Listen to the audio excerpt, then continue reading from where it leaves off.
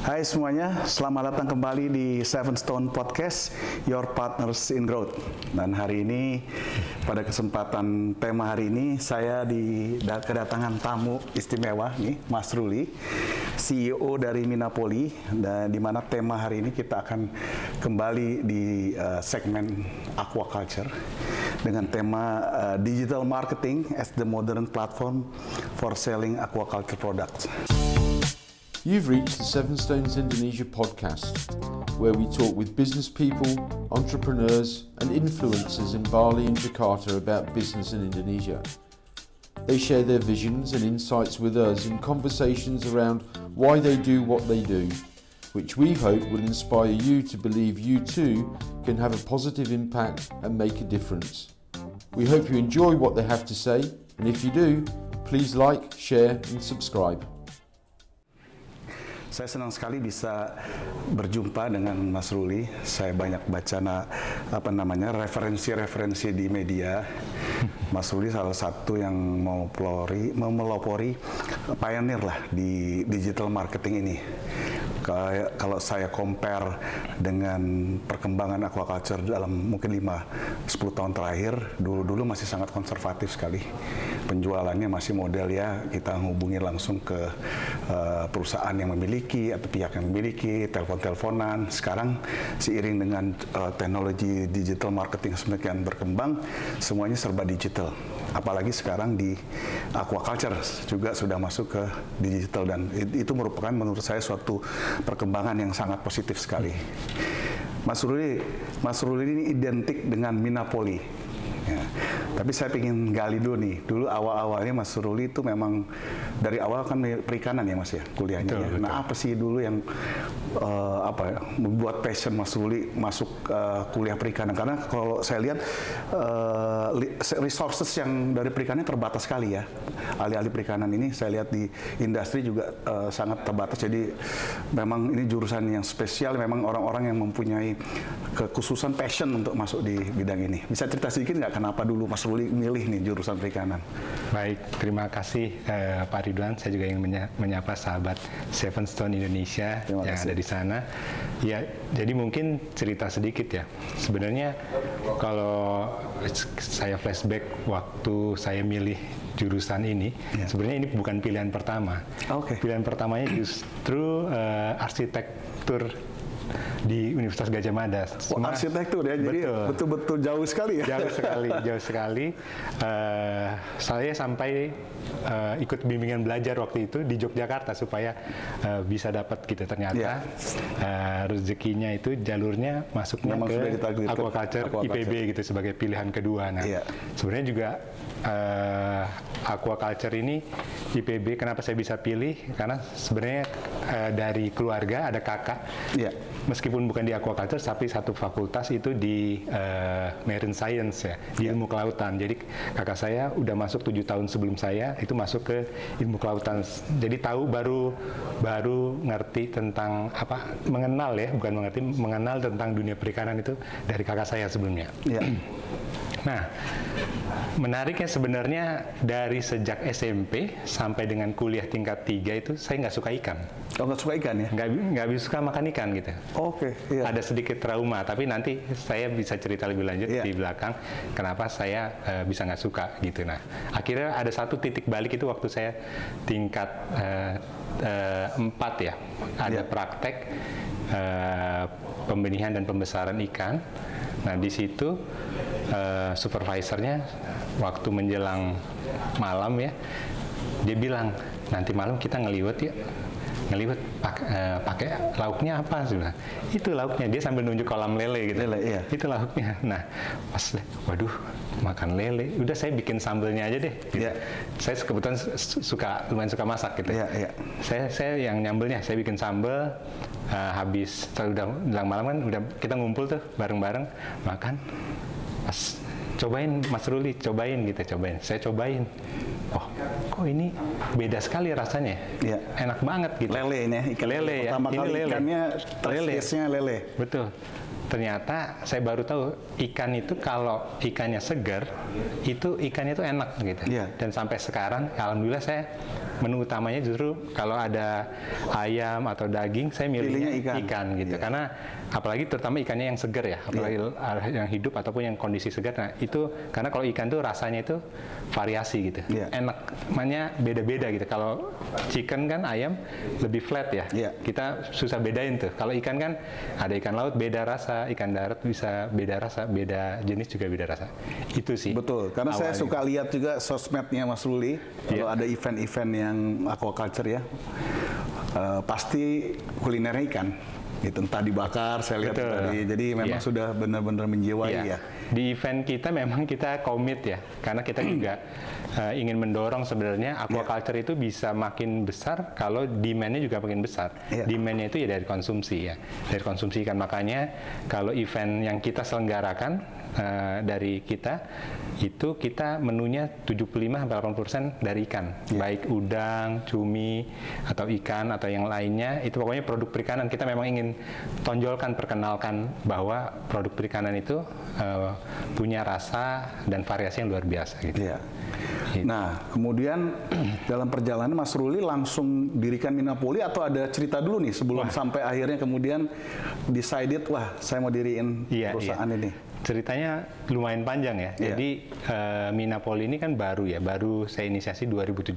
Jadi dari awal setelah lulus itu saya diperbantukan di departemen ya, di kampus, di departemen budidaya perairan selama 6 bulan gitu. Jadi kita sebagai asisten tenaga ahli dari dosen-dosen di beberapa proyek perikanan gitu. Nah, tahun 2004 saya bergabung sama salah satu perusahaan ikan laut ya, terbesar pada waktu itu. Budidayanya mulai dari kerapu, kakap merah dan kakap putih terakhir fokus sana.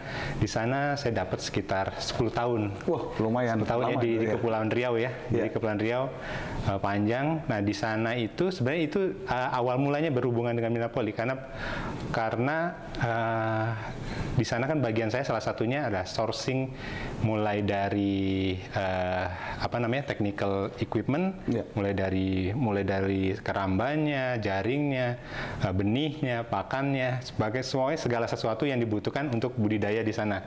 Termasuk juga SDM-nya, orangnya. Kita juga bantu screening, training gitu ya. Nah, itu di sana. Nah, waktu itu ada satu kendala, kita kan ke sana. Apalagi di sana waktu itu zamannya internet koneksinya belum nyampe ke sana gitu. Modelnya telepon. Jadi modal kita itu kalau mau nyari sarana produksi itu hanya Yellow Page. Yellow Page ya. Dulu. Mungkin kalau anak-anak sekarang nggak begitu kenal tuh. Yellow Page ya, buku kuning yang dikeluarkan Telkom Indonesia tuh direktori usaha atau direktori bisnis dia. Itu satu. Yang kedua adalah ya tentu kontak dari senior ataupun teman yang sudah masuk duluan di industri aquaculture. Itu saja gitu. Jadi pada tahun 2013, jadi saya sudah sempat menuliskan di satu dokumen itu bahwa suatu saat saya mau bikin ibarat seperti direktori untuk aquaculture Indonesia. Jadi kalau orang mau usaha itu nggak susah-susah gitu. Ada semua, mau cari barang apa, ada semua, mau cari informasi, baik mau yang sekolah, mau tahu sekolah aquaculture ada di mana, itu udah ada ditulis tuh tahun 2013. Nah, 2014 sampai 16 tuh saya setup perusahaan sama ikan laut juga di Bali Utara, di Buleleng, itu sampai 2 tahun. Dan kemudian tahun 2015 sebelum saya resign dari yang perusahaan kedua itu, anak saya lahir tuh. Anak saya lahir, tinggalnya kan di Bandung. Tinggal di Bandung, jadi ya akhirnya memutuskan balik karena ini nunggunya udah 6 tahun. Nunggunya udah 6 tahun, jadi balik. Nah, di situ saya bergabung dengan startup perikanan pertama ya di Indonesia. Dan startup ini juga sekarang nih jadi startup perikanan terbesar di dunia. Itu namanya e-fishery ya, teman-teman pasti tahu. Ini yang terbesar di dunia dan dari Indonesia di Indonesia, ya? Gitu. Jadi startup aquaculture terbesar di dunia ada di Indonesia sekarang. Nah di situ saya lihat anak-anak muda ya, rata-rata mereka umurnya mungkin di bawah 25 tahun, bahkan bukan background perikanan, kok berani menghadirkan sesuatu solusi untuk di aquaculture nih, mulai dari automatic feeding gitu-gitu. Sebenarnya ini sudah dikenal beberapa waktu sebelumnya, cuma dengan era digitalisasi ini mereka bikin sesuatu yang lebih atraktif ya buat pembudidaya ikan, pembudidaya udang. Ibaratnya kan sekarang, bisa dikontrol lewat handphone gitu. Itu kan menarik ya buat orang awam ataupun orang-orang yang kurang dapat sentuhan teknologi sebelumnya. Jadi, anak-anak ini berani ya, nggak punya background itu. Nah, dari situ saya jadi teringat dulu saya punya ide gitu. Ternyata mereka itu berani ya, ide itu dieksekusi jadi prototype gitu. Jadi produk, baik itu software maupun hardware. Nah, itu keberanian itulah akhirnya yang juga menginspirasi saya ya untuk memberanikan diri. Sebenarnya ini harusnya ide ini juga bisa dieksekusi gitu. Nah, dari situ sebenarnya waktu itu juga ya kita juga diskusi di internal. Ini saya ada ide seperti ini nih. Hanya waktu saat itu memang startup tersebut masih fokus di automatic feeding, jadi belum merambah ke lini bisnis yang lain. Nah, sekarang sih sudah masuk ke sana juga gitu. Jadi akhirnya saya memutuskan untuk memulai waktu itu akhir 2017 mulai, akhirnya November 2018 itu kita launching websitenya tuh. Nah, Minapoli ini ya? Minapoli ini. Jadi sebelum ini nama Minapoli, Mas Ruli, apa itu? Ada artinya tuh khusus? Minapoli itu sebenarnya dari bahasa Indonesia ya. Tapi kalau poli-poli kan suka ada yang negatif. Monopoli ya, jadi memonopoli Mina ya. Ada poli yang lain. Nah, jadi Mina ini di bahasa Indonesianya artinya ikan. Ikan, betul. Nah, kalau poli kan banyak ya. Jadi kita filosofinya sebenarnya bagaimana kita bisa banyak ikan yang diproduksi, banyak ikan yang dikonsumsi. Nah, kehadiran kita ini bisa mensupport banyak stakeholder di industri perikanan. Itu filosofinya seperti itu sih. Gitu. Nah, yang membedakan Minapoli nih, apakah ada perusahaan-perusahaan seperti Minapoli yang sekarakter juga, Mas Ruli, di Indonesia ini? Dan apa yang membedakan Minapoli dengan yang lainnya? Jadi waktu kita mulai muncul, kita mungkin masuknya jadinya yang pionir ya untuk marketplace khusus untuk sarana produksi. Belum ada tuh. Biasanya banyak marketplace untuk produk hilir, ikannya, udangnya itu banyak gitu. Tapi yang fokus di sarana produksi memang belum ada. Jadi ada saat misalnya masing-masing gitu. Masing-masing misalnya ya perusahaan yang produksi pakan ya dia bikin marketplace sendiri. Tapi bukan all-in-one platform yang orang bisa akses semua sarana produksi. Nah, jadi waktu itu kita masih ya sampai sekarang sebenarnya belum ada yang benar-benar main semua produk ya sarana produksi. Jadi kita, nah karena modalnya untuk kita bikin marketplace sarana produksi ini bukan cuma platform. Bukan platform digitalnya, modalnya adalah relationship kita dengan industrinya. Nah, kebetulan saya sudah duluan di industri, jadi udah mungkin sekarang udah masuk tahun ke-19 jadi tahun ke-19 itu kita udah pernah jadi customernya mereka, udah pernah pakai produk. Jadi untuk kita memulai bisnis itu nggak dari nol gitu. Jadi udah ada track recordnya sendiri gitu. Nah, itulah yang mungkin jadi salah satu kalau di bahasa startup itu unfair advantage-nya kita. Kita punya network dan relationship yang berbeda dengan orang-orang yang baru masuk. Nah, makanya itulah yang coba kita manfaatkan, coba kita berdayakan lah apa yang kita punya itu gitu. Dan aplikasi ini sendiri di setup, dibangun oleh tim sendiri ya, tim Minapoli sendiri. Kalau waktu awal kita masih outsource, waktu itu masih outsource ya. Nah, sekarang kita maintain dengan tim sendiri ya. Tentu ini juga salah satu tantangan ya, karena kita bukan backgroundnya IT, agak kesulitan memang untuk bangun platform digital ini untuk kita bisa improve ya, karena kita belum punya kompetensi. Nah, makanya kalau di startup itu Pak Ridwan memang ada namanya the golden triangle. The golden triangle ini untuk kita menghadirkan inovasi atau solusi itu tidak cukup orang yang ngerti bisnisnya. Jadi ada namanya hustler. Hustler itu orang yang ngerti bisnisnya. Ya kita yang orang perikanan gitu. Ada namanya hacker. Hacker ini orang-orang yang menemukan solusi inovasi, baik itu software ataupun hardware. Biasanya orang-orang IT, orang-orang teknik elektro, teknik mesin, itu menghadirkan. Nah, satu lagi ada hipster. Hipster itu orang yang tukangnya jualan, marketing. Tadinya jual kopi, kopinya sama-sama kopi, tapi mungkin cara dia nyajikan, mungkin gelasnya beda, ataupun suasana yang berbeda, nilainya, value-nya jadi lebih. Nah, inilah kombinasi hustler, hacker, hipster ini akan sangat ideal membangun suatu bisnis. Nah, ini challenge-nya di situ. Jadi kalau kita bisa mengkolaborasikan ini, maka industrinya akan semakin cepat akselerasinya. Gitu. Wah, menarik sekali. Jadi sedemikian perkembangan di digital marketing nih ya, sedemikian pesatnya. Kalau dulu-dulu kan mungkin sebagian besar lah masyarakat ini lebih banyak tahu yang produk-produk yang sifatnya umum ya. Aquaculture ya mungkin hanya di community-nya ya. Nah, sekarang ini saya juga boleh baca banyak di referensi, mulai banyak juga nih orang tertarik kepada aquaculture. Apalagi dengan adanya teknologi seperti ini, teknologi pengembangan teknologi IT melalui aplikasi-aplikasi. Karena kan semua sekarang serba gadget ya, serba gadget, dan saya pikir ini juga suatu perkembangan yang sangat luar biasa. Jadi apalagi tadi Mas Ruli di awal sempat bilang ada e-fishery ya, yang merupakan startup di bidang perikanan ya, perikanan yang terbesar di dunia. Sekarang terbesar per Januari kemarin. Mungkin belum semua tahu tuh.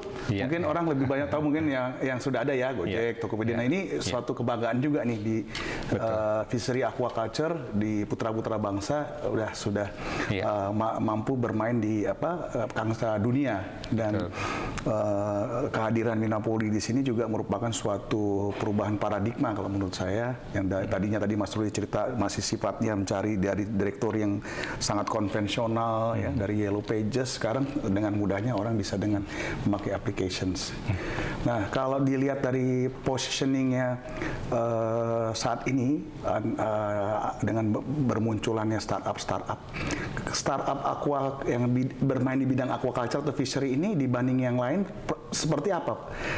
Sudah cukup banyak kah atau bagaimana nih situasi di Indonesia, Pak Ruli? Jadi terkait startup di perikanan ya pada umumnya, kemudian kita ada suatu komunitas namanya DigiFish Network. DigiFish Network ini adalah jaringan startup perikanan ya, yang total itu sampai terakhir itu peaknya di 2020-an itu hampir 30 startup gitu ya. 30 startup? Iya, ada 30 startup. Mungkin yang sekarang yang aktif itu belasan lah ya, karena memang startup itu tingkat keberhasilannya juga 1:10 ya. Jadi memang kecil sekali, tapi termasuk industri perikanan itu startupnya yang cukup survive ya.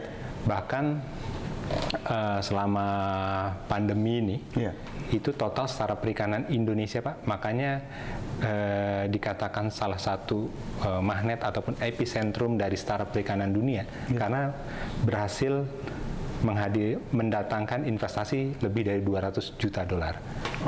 Selama pandemi ya. Selama pandemi. $200 juta lebih. Ini startup perikanan ya, kalau diakumulasi ya.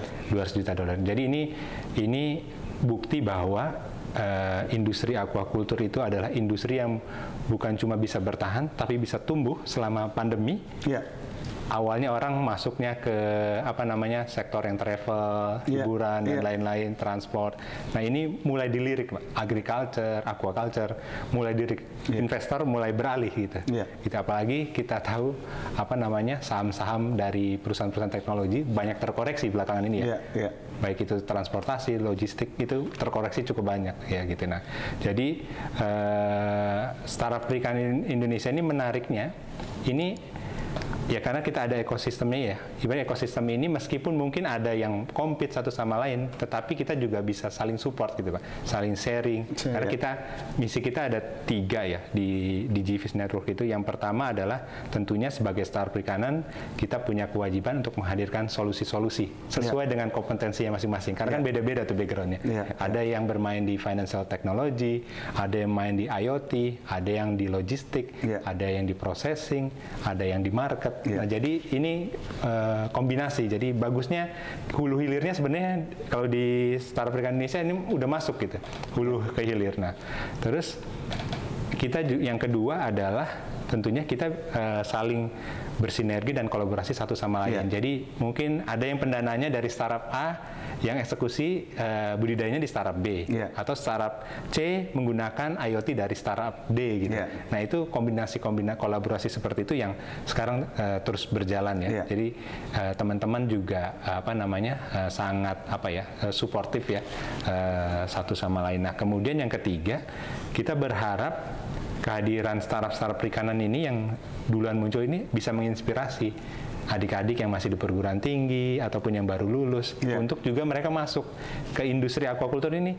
Indonesia itu kalau sepak bola mungkin urutannya sekarang kan udah 130 lebih ya, 160 apa terakhir ya.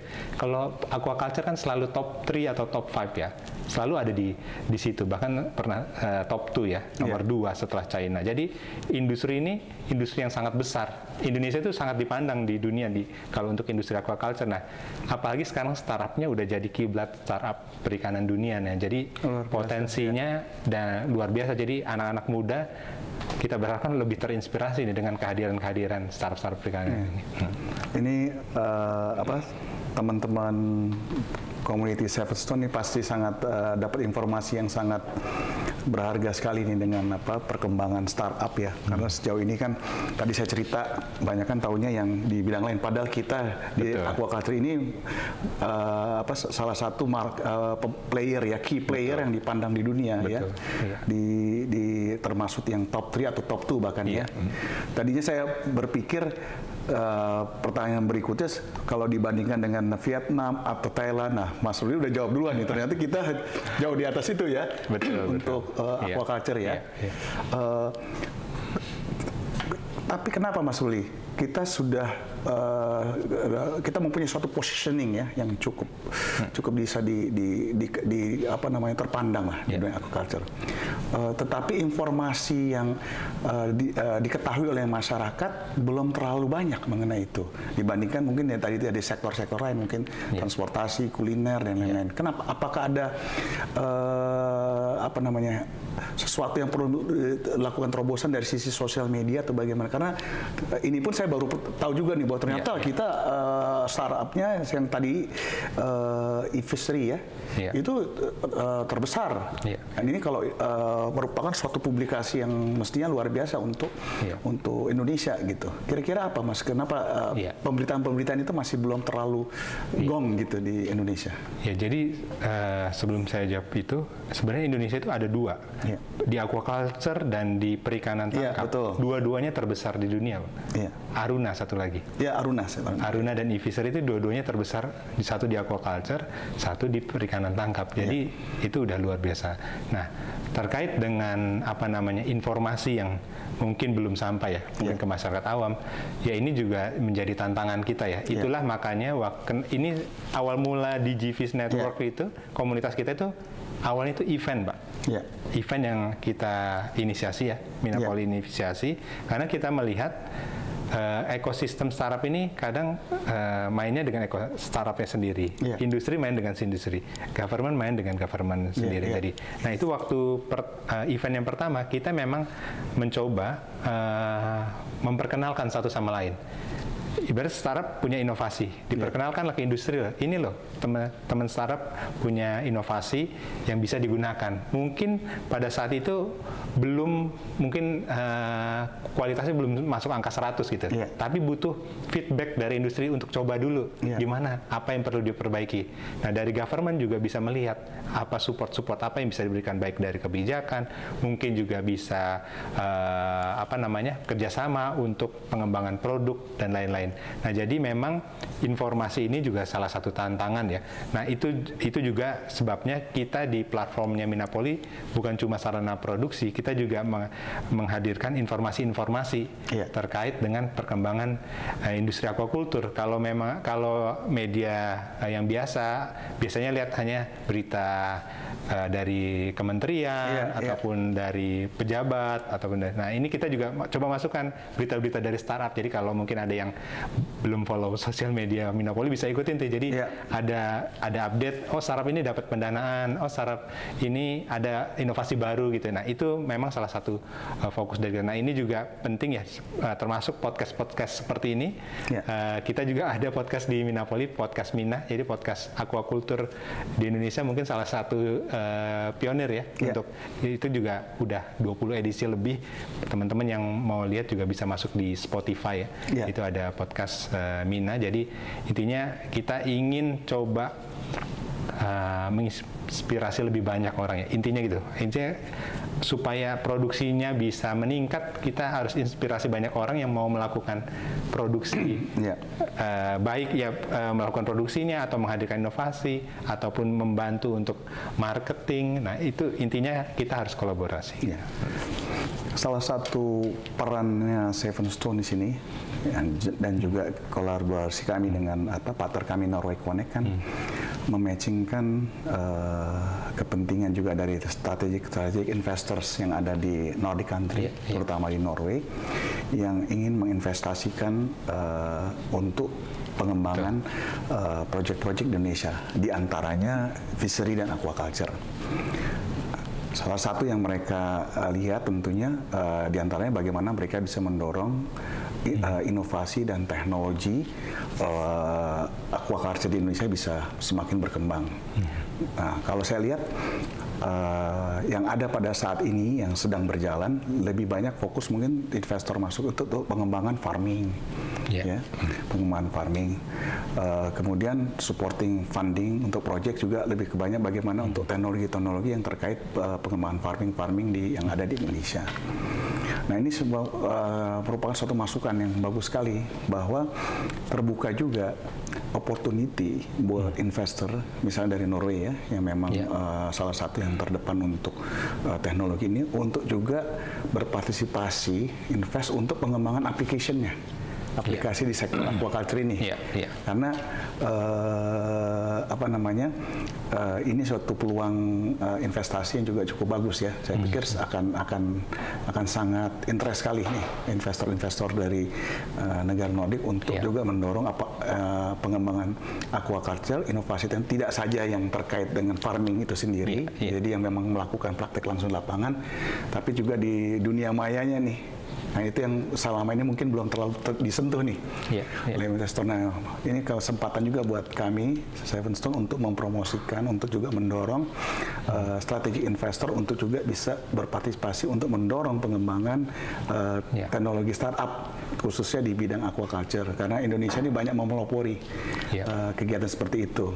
Jadi ini Minapoli sebagai salah satu juga strategic partner kami juga ingin lebih bersinergi bagaimana kita bisa juga mendorong teman-teman investor dari Norway untuk juga membantu pengembangan startup Indonesia. Karena saya lihat di sini, saya tadinya mau tanya sejauh mana kita jadi market, kita ternyata termasuk market leader kalau di sini, termasuk yang menentukan. Nah, jadi ini suatu peluang yang juga suatu positif point lah di mata investor bahwa we are the market leaders. Jadi tidak ada yang perlu diragukan untuk lebih berinvestasi di sektor ini gitu.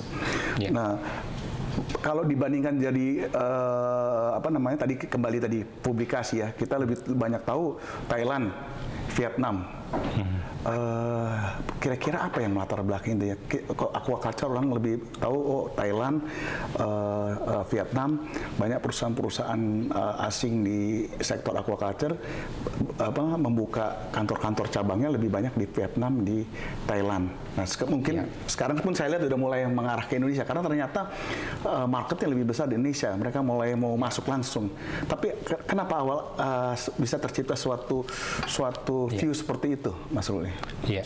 Jadi sebenarnya kalau kita lihat Indonesia sudah menjadi target market ya. Jadi perusahaan-perusahaan yang baik itu yang perusahaan pakan, perusahaan feed additive dan lain-lainnya ya. Buktinya apa? Top 3-nya perusahaan pakan aqua dari China, tiga-tiganya masuk ke Indonesia gitu ya. Dalam kurun 5 tahun terakhir ini. Belum ada pakan-pakan dari Eropa juga masuk ke sini karena mereka lihat potensi Indonesia itu luar biasa besar ya di industri aquaculture. Jadi selain punya sumber daya alam yang begitu potensial, kemudian juga iklim ya, iklim di Indonesia juga sangat mendukung untuk berproduksi terus-menerus sepanjang tahun ya. Beda sama negara yang di subtropis gitu ya. Mungkin mereka hanya punya kesempatan 6 bulan dalam setahun untuk berproduksi. Indonesia sepanjang tahun punya itu. Nah, kemudian juga kalau kita lihat sebenarnya data Indonesia kalau untuk udang untuk pasar US adalah market leader Indonesia ya. Untuk US ya. Memang kalau Europe kita masih kecil, tapi kalau US sudah market leader. Rumput laut juga salah satu market leader Indonesia. Jadi memang inilah, jadi kalau ini tugasnya kita sama-sama bagaimana kita membangkitkan aquaculture Indonesia nih dari berbagai perspektif, baik dari media, kemudian juga dari produksi, dari inovasi. Dan saya ingin menanggapi tadi yang disampaikan Pak Ridwan terkait dengan investasi ya yang kita jembatani dari Norway. Penting mungkin perspektifnya salah satunya adalah pelaku aquaculture di Indonesia sekarang sudah masuk anak-anak muda.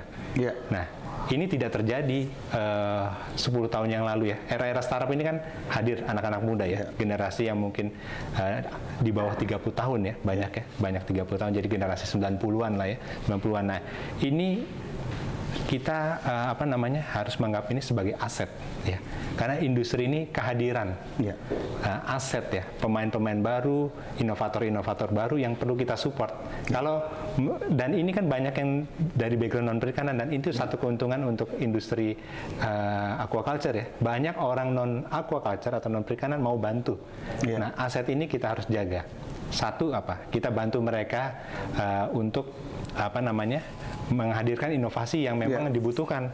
Jadi kita bantu, kasih feedback, mungkin kita coba alatnya itu. Kemudian kita tentu yang kedua adalah bagaimana kita mendorong investor-investor baik lokal maupun dari luar untuk masuk ke anak-anak muda Indonesia ini. Karena ya harapan aquaculture Indonesia di masa datang ya anak-anak ini ya, mereka-mereka ini. Nah, dan kenapa kita sangat fokus bagaimana supaya inovasinya lebih banyak? Karena kalau inovasi itu dampaknya bisa eksponensial, bukan hanya sekedar linear ya. Jadi inovasi ini ya ibaratnya sekarang orang mau order lewat Gojek, mau 1 juta order sehari nggak masalah. Coba manual, susah banget gitu ya. Terus mau jualan, orang harus punya lapak, harus jaga toko. Sekarang udah ibaratnya sambil tidur-tiduran bisa terima order gitu. Gitu ya. Jadi, nah inilah kita berharap Seven Stone Indonesia yang memang sudah punya networknya di sana bisa membawa lebih banyak investor ya untuk masuk ke anak-anak muda, baik itu di sektor produksi maupun di sektor inovasi. Itu menjadi juga challenge buat kami karena salah satu juga mission kami adalah bagaimana membawa juga nanti investor bisa mensupport pengembangan industri aquaculture ini, bahkan membawa tadi kalau investor kan biasanya targetnya at the end of the day bagaimana bisa go public juga. Nah, dari pandangan Mas Ruli untuk sektor aquaculture inilah kita bicara yang market digital yang sifat digital, punya peluang nggak kita untuk suatu saat ada perusahaan digital kita yang di bidang aquaculture ini bisa sampai bahkan go public seperti juga startup lain yang juga di digital di sektor lainnya seperti Tokopedia, Gojek dan lain yang bisa juga go public. Kita punya peluang nggak nih untuk aquaculture?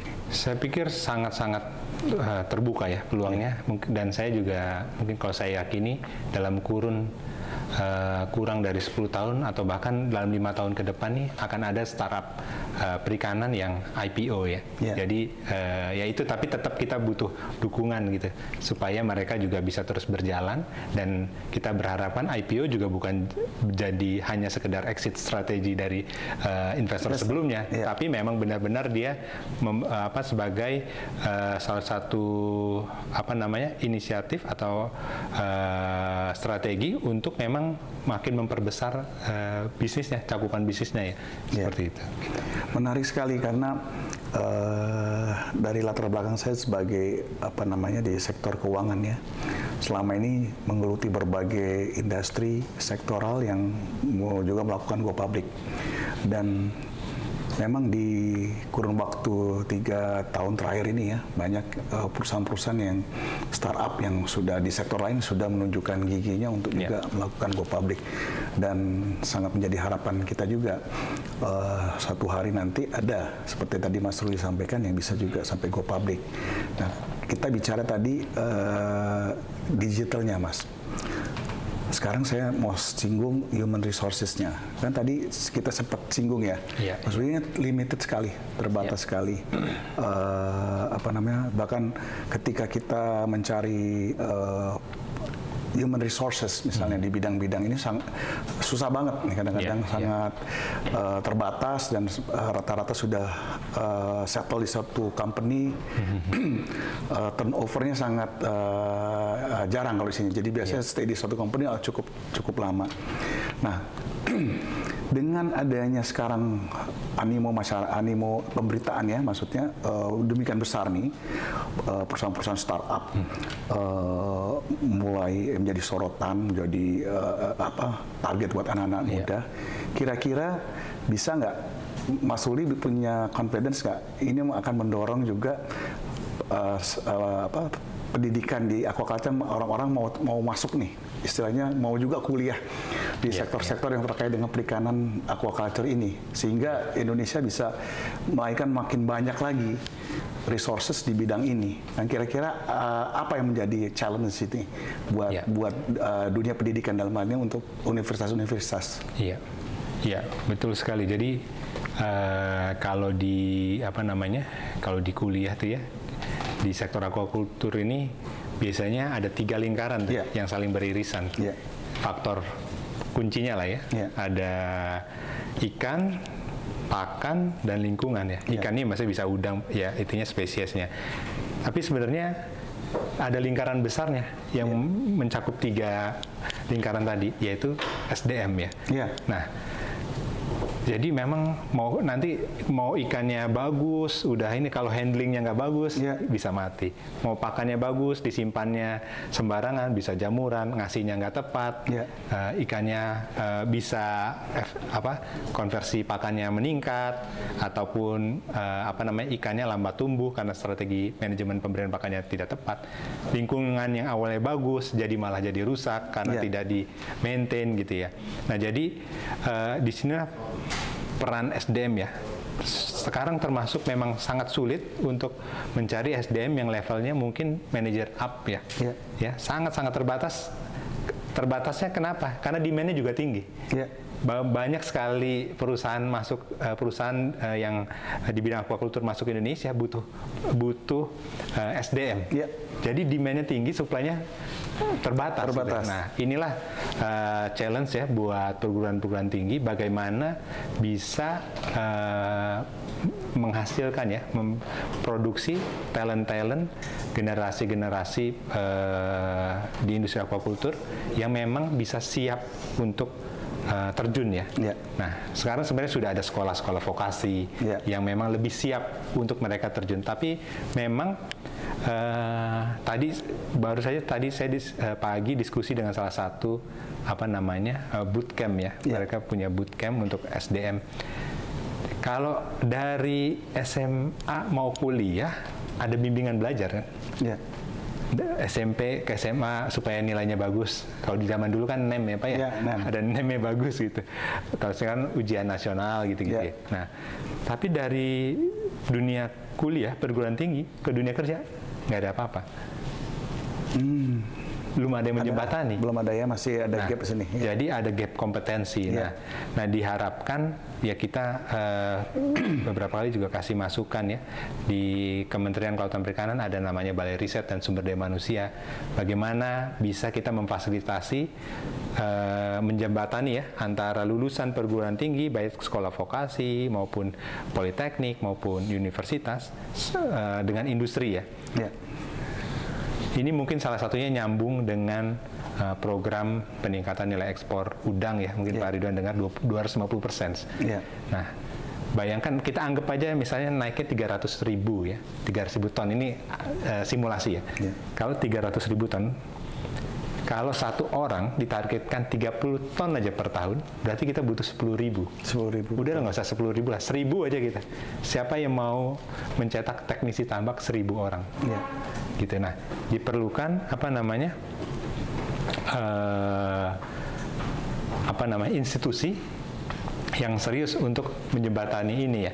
Menjembatani ini jadi baik itu perguruan tinggi sekarang sudah makin lebih baik, mereka menghadirkan dosen-dosen yang dari industri ya, praktisi untuk mereka menjadi dosen tamu ya. Jadi bisa memberikan gambaran industrinya seperti apa sih? Gitu. Kemudian juga sudah mulai sih muncul perusahaan-perusahaan swasta yang ada bootcamp untuk teknisi tambak, tapi itu sangat kecil, mungkin satu batch kapasitasnya hanya 30 orang gitu. Sedangkan kebutuhannya tadi bisa sampai 10.000 gitu. Jadi memang, dan itu continue ya, dan itu butuh continue. Nah, jadi ya ini peran institusi pendidikan maupun swasta yang ingin menghadirkan bootcamp khusus itu peluangnya sangat baik ya kalau itu dijadikan sebuah bisnis gitu. Saya terus terang ya Mas Ruli, dengan masukan-masukan pandangan Mas Ruli ini menjadi challenge juga nih. Saya punya suatu impian juga jadinya, bahwa suatu hari karena kita kan market leadernya, maksudnya kita market leader juga, dan kita juga aquaculture-nya terbesar juga, salah satu terbesar di dunia. Resource utamanya memang banyak di sini. Ada suatu mimpi nanti perusahaan-perusahaan asing ya membuka perwakilannya di sini, yang di aquaculture maksudnya ya. Jadi tidak lagi istilahnya tidak lagi menjadikan kiblatnya misalnya Thailand, Vietnam, ya justru di Indonesia. Karena di sinilah tempat this is the resource yang nggak perlu cari-cari lagi, memang ada semua di sini. Dan untuk itu memang memerlukan suatu sinergi yang luar biasa juga dengan tadi disampaikan kalangan dunia pendidikan. Karena tentunya membutuhkan sources yang banyak, yang kualitas lulusan-lulusan perguruan tinggi yang mau berkecimpung di dunia perikanan aquaculture ini, sehingga ketika pada saatnya nanti banyak perusahaan-perusahaan asing berlomba juga untuk membuka di sini, isinya juga ya tenaga-tenaga kita, expertise jangan juga nanti akhirnya expat juga yang mengisi semua orang-orang asing, karena kan adalah impian dari kita menjadi tuan rumah. Aquaculture-nya menjadi tuan rumah buat industri aquaculture di dunia. Nah, itu yang menjadi mimpi kita. Dan menarik tadi mendengar cerita masukan dari Mas Ruli bahwa sebenarnya peluang ke arah itu sudah sangat ada. Tinggal bagaimana para stakeholder bisa menyatukan satu visi, membangun suatu industri aquaculture yang luar biasa, terintegrated, dan Indonesia menjadi kiblatnya buat dunia gitu. Nah, ke arah seperti itu kira-kira Mas Ruli punya nggak tip-tip bagaimana nih mensinergikan nih? Karena semua punya, sekarang ini kayaknya masih jalan sendiri-sendiri, pakan jalan sendiri, yang farming jalan sendiri, regulator sendiri. Nah, bagaimana nih Mas kira-kira strategi tip-tipnya untuk kita menyatukan satu vision ini kita sama-sama sehingga ngarah bahwa kita punya cita-cita yang sama untuk membangun industri aquaculture Indonesia yang terbesar di dunia? Ya, ini pertanyaannya cukup sulit ya. Jadi tentunya ini ya cita-cita yang mulia tadi itu harus kita bisa kolaborasi ya. Nah, memang tantangannya itu sekarang ini masih banyak yang jalan sendiri. Nah, itulah tantangan utama kita ya. Balik lagi itu mulai dari culture kita sebagai SDM gitu juga itu mempengaruhi ya, culture kolaboratifnya mungkin perlu dibangun sejak dini, sejak di perguruan tinggi. Nah kemudian juga kita juga di Indonesia juga ada asosiasi-asosiasi yang bisa menjembatani. Kalau di aquaculture ada Masyarakat Aquakultur Indonesia, kalau di perikan ada Petangkap ada Masyarakat Perikanan Nusantara, ada AP2HI, banyak asosiasi ya. Nah itu juga salah satu perannya selain mengawal kebijakan juga mensinergikan para stakeholders ini ya. Nah dan ini juga kita terus mencoba, dan dengan pandemi ini ternyata juga ada positifnya untuk kita bisa saling berinteraksi tanpa batas tempat ya, tidak perlu terbang, kita bisa bertemu secara online ya. Dan ini juga kita khusus yang untuk udang ini kita berkolaborasi dengan Forum Udang Indonesia dan juga Forum Komunikasi Pembenih Udang Indonesia ya, untuk kita membahas dari hulu ke hilir. Sudah jalan 2 untuk webinarnya, antusiasmenya luar biasa. Rata-rata dihadiri 500 orang setiap ini, dan kita menghadirkan benar-benar praktisinya. Jadi 2 pertama itu baru tentang genetik. Jadi kita mau dari hulunya dulu. Udang ini kalau mau bagus, genetiknya harus diperhatikan. Ternyata kemarin dari hasil webinar itu, genetik ini ada macam-macam ternyata. Ada yang cepat tumbuh, ada yang lebih tahan penyakit, dan itu harus disesuaikan dengan kondisi lingkungan. Jadi kombinasinya harus tepat. Kalau lingkungannya bagus, bisa pakai yang cepat tumbuh. Tapi kalau lingkungannya zona merah atau zona hitam, cari yang lebih tahan penyakit. Gitu.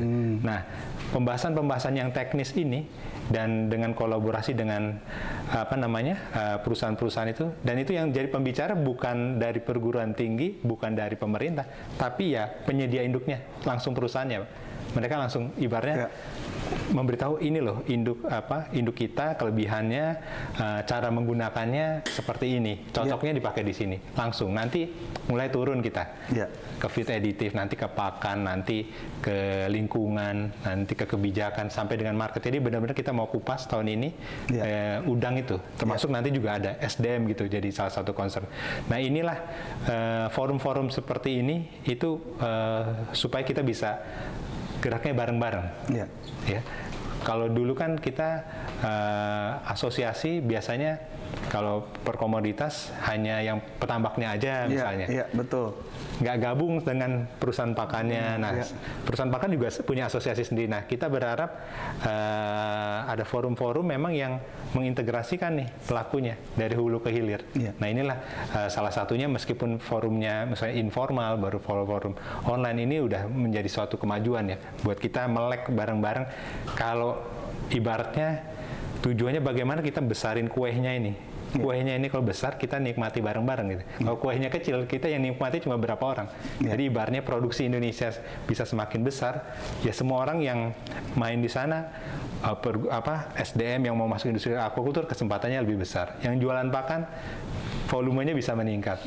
Yang yang jualan kincir, jualan feed additive itu otomatis akan makin besar ya. Yang jualan induk gitu. Nah, kita harus sama-sama bangun industri ini, karena seperti tadi sampaikan di awal, kita nggak cukup kalau kerja sendiri, dan kita juga nggak cukup kalau cuma orang aquaculture yang ngerjain ini. Kita harus undang ataupun ajak orang-orang dari background non-aquaculture yang bisa bantu kita nih untuk ini berkembang. Itu Pak Ridan.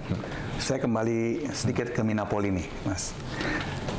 Mas Ruli tentunya punya mimpi nih untuk Minapoli, dan saya cukup happy sekali melihat banyak kegiatan Minapoli yang saya juga ikuti, dan saya lihat sangat positif untuk mendorong encouragement anak-anak muda, milenial untuk terjun di sektor aquaculture ini. Nah, mimpinya Mas Ruli terhadap Minapoli ini seperti apa, Mas? Apa sih yang Mas inginkan dari Minapoli suatu saat? Iya. Jadi visi kita kalau di Minapoli itu visinya adalah kita ingin punya jaringan aquaculture terbesar ya. Yeah. Memang kita fokusnya di Asia Pasifik. Sebenarnya kalau Asia Pasifik ya terbesar secara global. Kenapa di Asia Pasifik? Karena 90% pelaku usaha aquaculture dunia di Asia Pasifik. Iya. Salah satunya Indonesia, China, Indonesia, Vietnam, Thailand, India, gitu ya. Nah, jadi kita ingin punya jaringan. Nah, jaringan inilah kita bisa berdayakan. Mau kita perlu induk dari Hawaii, kita kalau punya jaringannya bisa. Mau pakan dari mana, jadi dengan jaringan ini, industri aquaculture bisa semakin maju. Jaringannya mulai dari startup yang menyediakan inovasi, yang menyediakan bahan baku, yang memproduksi sarana pakan, feed additive, yang memproduksi ikan dan udangnya, yang mengolah, sampai dengan yang memasarkan. Dan tentunya ujungnya bagaimana juga kita menaikkan demand dari produk-produk aquaculture ini. Nah, karena kita tahu sumber aquaculture adalah salah satu sektor yang terkait pangan yang pertumbuhannya paling cepat, dan itu sektor yang positif ya. Selama hampir 50 tahun terakhir itu tumbuh positif. Pak Ridwan bisa cek tuh di statistik. Tumbuh secara global ya, tumbuh positif, dan ini juga dipercaya jadi sektor yang kedepannya sektor yang sumber dari protein dunia itu ya aquaculture gitu, salah satunya ya sumbernya. Nah, inilah kesempatan Indonesia dengan segala sumber daya alamnya, kemudian dengan segala potensinya, dan orang Indonesia juga sebenarnya secara kemampuan pasti tidak kalah ya dengan negara-negara lain ya. Dan terbukti ya di level startup kita udah bisa leader, gitu. Di level startupnya udah bisa leader. Jadi ini adalah bibit ya, benih-benih generasi penerus aquaculture Indonesia ini sudah mulai tumbuh. Nah, bagaimana kita mengawal bersama-sama, dan ini kita bisa rasakan benefitnya, baik itu sebagai sumber protein maupun juga sebagai benefit dalam bisnis ya. Bagaimana kita mendapatkan sesuatu yang positif dari kita melakukan aktivitas di industri aquaculture ini. Gitu. Oke, menarik sekali. Pertanyaan terakhir nih, Mas Ruli. Baik. Saya nih yakin makin banyak, entah itu para kalangan milenial, investor tertarik untuk terjun langsung di mendukung pengembangan startup aquaculture Indonesia. Kalau Mas Ruli mendefinisikan Minapoli ini, apa sih 3 kekuatan strength-nya dari Minapoli menurut pandangan Mas Ruli? Ya. Pertama, kekuatan kita tentu di network ya. Itu jaringan yang kita bangun memang sejak saya masuk, mulai dari perguruan tinggi sampai industri ya. Jadi kalau mulai dari masuk kuliah itu dari tahun 99 kita coba bangun, dan sekarang juga kita masuk ke beberapa organisasi, yaitu menambah jaringan kita juga. Jadi itu network. Yang kedua adalah sinergi. Jadi semangat kita memang bukan ingin kita menjadi bintang sendiri gitu. Kita ingin menjadi langit sebenarnya, supaya teman-teman yang lain jadi bintangnya gitu. Kita ingin jadi langit, kita bisa ada di antara bintang-bintang itu gitu. Nah gitu. Nah yang ketiga adalah memang ini sebenarnya ini salah satu misi pribadi ya. Ada mungkin Pak Ridwan juga tahu, ada salah satu ayat lah ya, sebaik-baiknya manusia adalah orang yang bermanfaat untuk orang lain. Nah, ini sebenarnya salah satu penyaluran kami gitu ya, supaya bisa bermanfaat untuk lebih banyak orang, khususnya di industri aquaculture. Gitu sih. Luar biasa.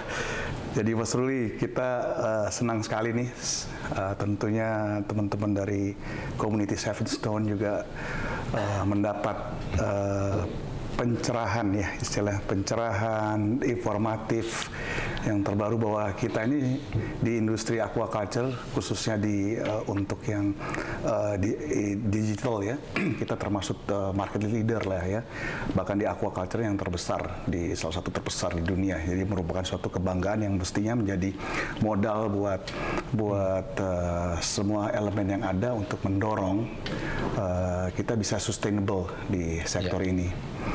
Saya ucapkan terima kasih nih, Mas Ruli. Sama-sama. Sudah berpartisipasi di dalam podcast Seven Stone, Your Partners in Growth.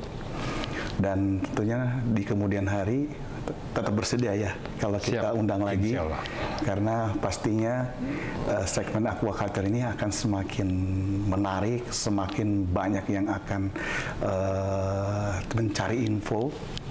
Apalagi kita sudah punya nama di sini, dan tinggal bagaimana kita mempositioning secara branding kita di dunia internasional, dan saya yakin kita akan mencapai pada titik seperti itu dan menjadi kebanggaan bersama. Dan kehadiran partisipasi anak-anak muda seperti Mas Ruli dan teman-teman lain yang mengembangkan startup di bidang aquaculture ini patut dihargai, patut diapresiasi untuk menjadikan Indonesia juga sebagai salah satu pemain yang diperhitungkan di sektor ini. Jadi kita bisa menemukan juga sektor yang memang kita bisa diandalkan. Sektor aquaculture perikanan ini memang bisa menjadi backbone buat perekonomian Indonesia, bisa menciptakan banyak lapangan kerja dan juga bisa menghasilkan suatu teknologi-teknologi yang ter-up to date di sektor tersebut. Terima kasih sekali lagi Mas Ruli atas kehadirannya, Pak Ridwan. Dan terima kasih teman-teman dari Seven Stone, Your Partners in Growth.